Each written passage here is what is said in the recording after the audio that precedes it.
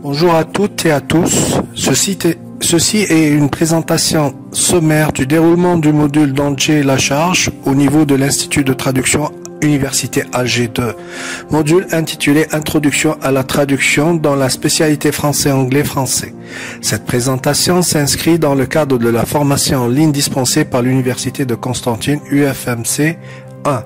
Mais avant de commencer, permettez-moi de me présenter. Je suis le docteur Emin Boudjeleb, maître assistant B à l'Institut de traduction Alger 2. Mon module, qui est du type Travaux dirigés TD, s'intitule Introduction à la traduction français-anglais-français. Mon public cible sont les premières années licence tronc commun LMD. Son crédit est de 2 et son coefficient est de 1. Le mode d'évaluation est basé sur un contrôle continu et un examen écrit. La durée d'enseignement de ce module est de 16 semaines.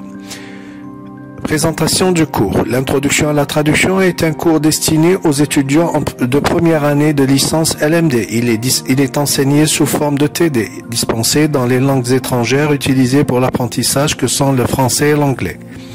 L'objectif du cours étant d'assurer une transition aisée entre les deux cycles de formation que sont le secondaire et l'universitaire et s'assurer que les apprenants soient en mesure d'assimiler dans un premier temps les bases de cette formation, à savoir la traduction, puis de naviguer aisément entre les deux langues. Le cours vise dans son ensemble à introduire des techniques de traduction des textes français vers l'anglais et inversement. Les objectifs généraux du cours sont: ce cours vise à s'assurer que l'apprenant soit en mesure d'analyser le texte source, de distinguer les différences de structure grammaticale des langues françaises et anglaises telles que l'emploi des temps, de l'article, de la syntaxe, les accords et la ponctuation, de connaître les questions lexicales telles que les synonymes, les faux amis, etc. D'acquérir des outils qui lui permettent de produire des traductions fidèles au sens, au registre, à l'intention de l'auteur et grammaticalement correcte. Les objectifs spécifiques du cours sont: à l'issue de ce cours, l'apprenant sera à même de savoir distinguer les points de ressemblance et de différence entre les langues françaises et anglaises, savoir mobiliser son bagage linguistique et culturel en langue source et en langue cible, dans l'optique des métiers de la traduction et de l'interprétation.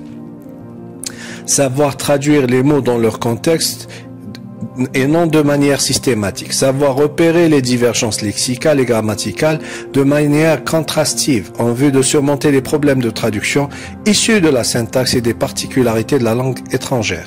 Savoir appliquer les notions théoriques à la pratique de la traduction, être en mesure d'avoir une approche analytique des travaux qui lui sont soumis pour traduction.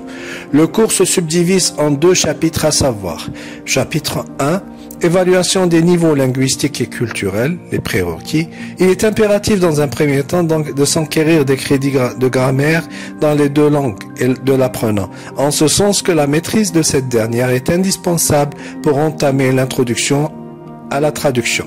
Une première évaluation est alors réalisée avec pour objectif de diagnostiquer les lacunes de l'apprenant et de s'atteler à y remédier. Cette évaluation est effectuée dans les 2 langues, elle est orale et écrite et prend la forme de petits exercices d'élocution et écrit.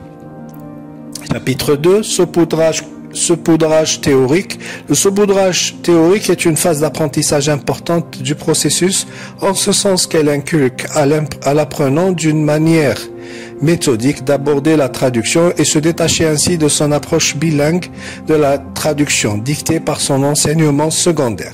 Le saupoudrage théorique consiste en la dispense des théories prévalant en matière de traduction, notamment la théorie interprétative ou la théorie dite du sens. École de Paris hésite. La théorie du scopos, la théorie de l'action, la théorie du polysystème. École de Tel Aviv. Il s'agit là d'imprégner l'apprenant des différentes pensées régissant la traduction. Le volume horaire consacré à cette étape d'apprentissage étant de l'ordre de 4h30. Méthode d'enseignement et d'apprentissage. Il s'agit là d'assurer une interactivité entre l'enseignant et l'apprenant, interactivité qui permet d'asseoir une certaine aisance de communication et donc une meilleure assimilation des notions. Elle se scinde en 2 phases pratiques à savoir des exercices de traduction, des exercices de compréhension et d'analyse de texte, Pour ce faire, il y a lieu de réaliser les objectifs suivants. Assurer une coordination entre les connaissances théoriques et pratiques spécifiques à la traduction. Assurer une acquisition de connaissances interculturelles nécessaires à la compréhension et à l'analyse et à la contextualisation des activités de traduction. Mobiliser et développer les connaissances thématiques de sorte à permettre une plus grande capacité d'assimilation des contextes en matière de traduction. Pour ce faire, plusieurs exercices pratiques sont établis pour l'apprenant fondés sur les étapes suivantes. Une lecture dynamique du texte à traduire, étape qui se scinde en 3 éléments, à savoir le contexte et l'idée générale du texte, la typologie de texte, informative, expressive, interpellative. Les mots-clés, une simplification des mots les plus complexes, la réexpression ou la reformulation du dit texte selon les propres mots de l'apprenant, sa traduction vers la langue cible, une vérification de la traduction et en détecter tout éventuel contresens. Une révision générale est effectué à titre de rappel rétrospectif de l'ensemble des éléments abordés dans ce cours. Le but étant avant toute chose de s'assurer que l'apprenant ait bel et bien assimilé toutes les informations à lui dispenser pendant toute la durée de la formation dans ce module, pour ensuite les capitaliser à travers une validation de ces co-requis et pouvoir ensuite préparer tout d'abord le test de sortie, à savoir l'examen, et in fine la prochaine étape de formation. Le test de sortie consiste en un examen final qui est effectué afin d'évaluer le degré d'assimilation de l'étude de l'apprenant. Et merci pour votre attention. Merci.